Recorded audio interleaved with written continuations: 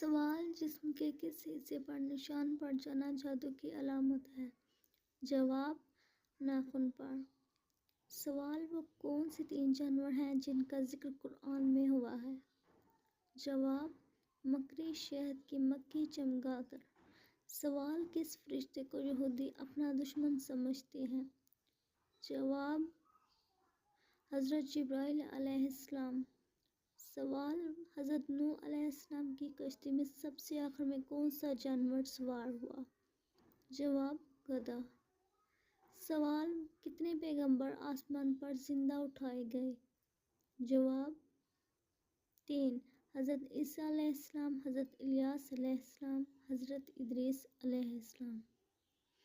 سوال: حضرت امام حسین رضی اللہ تعالیٰ عنہ کے کان میں اذان کس نے دی تھی؟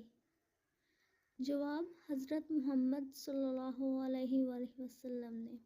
سوال: قرآن مجید میں کون سے 5 ملکوں اور شہروں کا نام آیا ہے؟ جواب: مصر، روم، دین، مدینہ اور مکہ۔ سوال: قرآن پاک میں کس نبی کا نام سب سے زیادہ بار آیا ہے؟ جواب: حضرت موسیٰ علیہ السلام۔